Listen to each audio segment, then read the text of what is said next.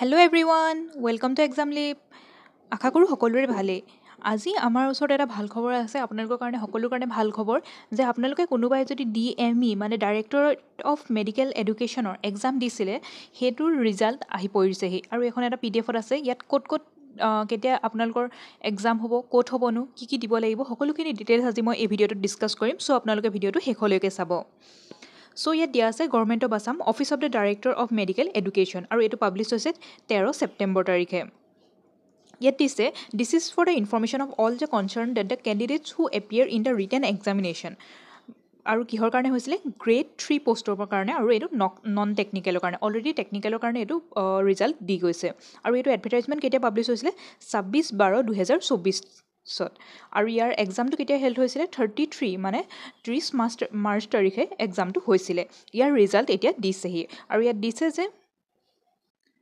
যোনসকল কেণ্ডিডেটে ভাল মাৰ্কছ পাইছে মানে যোনসকল কেণ্ডিডেট ছিলেক্টেড হৈছে তেওঁলোকৰ এখন শ্বৰ্ট লিষ্টেড কৰা হৈছে তেওঁলোকৰ ইয়াত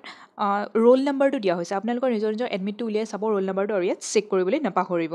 আৰু দিছে যে ইয়াত হ'ব ইয়াৰ পিছত আপোনালোকৰ কি হ'ব following roll numbers are short listed for appearing in the skill test and document verification মানে ইয়াত যিমানখিনি ৰোল নাম্বাৰ আছে তেওঁলোকে স্কিল টেষ্ট দিব লাগিব আৰু স্কিল টেষ্টৰ পিছত তেওঁলোকৰ ডকুমেণ্ট ভেৰিফিকেশ্যন হ'ব আৰু ক'ত হ'ব এইটো দিছে যে office campus of the directorate of medical education Assam 6 mile Khanapara গুৱাহাটীত হ'ব এইটো 6 মাইলৰ খানাপাৰা যোনটো ডাইৰেক্টৰেট অফ মেডিকেল এডুকেশ্যনৰ অফিচ হয় মেইন অফিচটো তাত হ'ব আৰু কেইটাৰ পৰা কেইটালৈকে হ'ব 10টাৰ পৰা পুৱা 10টাৰ পৰা গধূলি 5 বজালৈকে সন্ধিয়া আৰু ইয়াত ৰোল নাম্বাৰ দিয়া আছে আৰু গ্ৰুপ ৱাইজ দিয়া আছে ইয়াত দেখিব যে আপোনালোকে গ্ৰুপ দিয়া আছে আৰু বৰ্ড দিয়া আছে গ্ৰুপ মানে কি আপোনালোকে যেতিয়া এপ্লাই কৰিছিলে তাত কিছুমান গ্ৰুপ নাম্বাৰ আহিছিলে আপোনালোকে যোনটো পষ্টৰ কাৰণে আপোনালোকে এপ্লাই কৰিছিলে তো আপোনালোকে যদি গ্ৰুপ 1ত এপ্লাই কৰিছিলে চ' ইয়াত আপোনালোকে চেক কৰিব গ্ৰুপ 2ত যদি এপ্লাই কৰিছিলে তাৰ পিছৰটোত চেক কৰিব তেনেকৈ আৰু ইয়াত ছাইডত ডেটটো দিয়া আছে যে আপোনালোকৰ কেতিয়া স্কিল টেষ্ট আৰু ডকুমেণ্ট ভেৰিফিকেশ্যন হ'ব এই ডেটটো আপোনালোকে নোট কৰি ল'ব চ' গ্ৰুপ 1ত এইসকল কেণ্ডিডেটছ ছিলেক্টেড হৈছে for skill test and document verification date দিয়া আছে কেই তাৰিখে 22 ছেপ্টেম্বৰ তাৰিখে হ'ব গ্ৰুপ 2ত তেনেকৈ আকৌ কেতিয়া হ'ব 22 ছেপ্টেম্বৰ তাৰিখে স্কিল টেষ্ট হ'ব গ্ৰুপ 3ত তেনেকৈ হ'ব 22 ছেপ্টেম্বৰ তাৰিখে আৰু বৰ্ড 1 মনত ৰাখিব সকলোৰে স্কিল টেষ্টৰ ডেট কিন্তু বেলেগ বেলেগ সেইটো আপোনালোকে মনত ৰাখিব গ্ৰুপ 5ৰ যেনেকৈ স্কিল টেষ্ট কেতিয়া হ'ব 23 ছেপ্টেম্বৰ তাৰিখে খালি চ' এনেকৈ গ্ৰুপ 7ৰ হ'ব 24 ছেপ্টেম্বৰ গ্ৰুপ 8ৰ হ'ব 22 ছেপ্টেম্বৰ তাৰিখে ফাৰ্ষ্ট গ্ৰুপ 2ৰ কাৰণে আকৌ গ্ৰুপ 8ৰে বৰ্ড 4ৰ কেতিয়া হ'ব 22 ছেপ্টেম্বৰ তাৰিখ আৰু গ্ৰুপ 8ৰ বৰ্ড 22 ছেপ্টেম্বৰ আৰু এনেকৈ চাই গৈ থাকিলে দেখিব আপোনালোকৰ গ্ৰুপ 8ৰে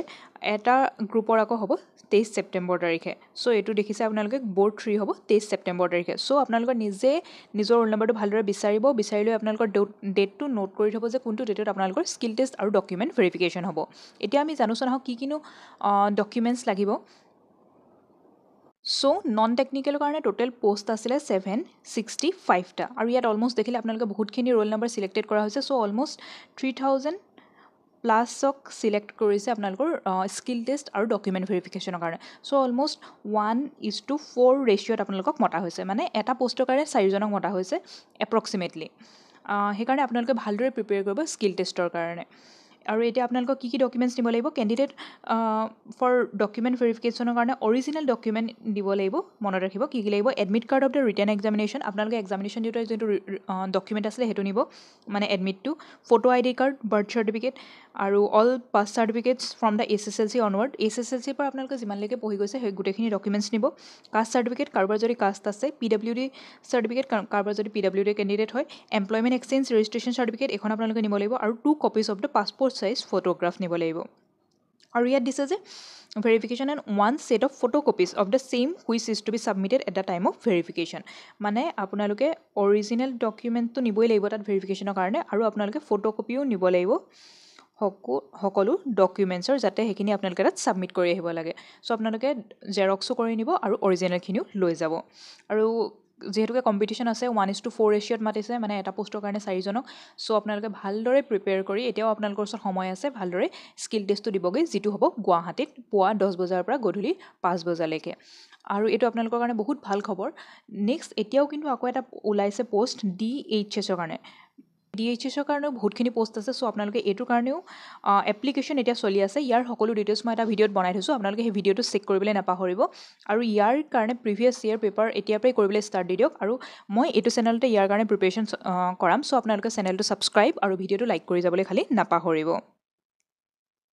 কোননো চিলেক্টেড হৈছে মানে শ্বৰ্ট লিষ্টেড হৈছে আপোনালোকে মোক কমেণ্ট ছেকশ্যনত জনাবলৈ খালি নাপাহৰিব আৰু সকলোকে মোৰ ফালৰ পৰা কংগ্ৰেচুলেশ্যন থাকিল নেক্সট আৰু ভিডিঅ' পাই থাকিবলৈ হ'লে মোৰ চেনেলটো ছাবস্ক্ৰাইব আৰু ভিডিঅ'টো লাইক কৰিবলৈ নাপাহৰিব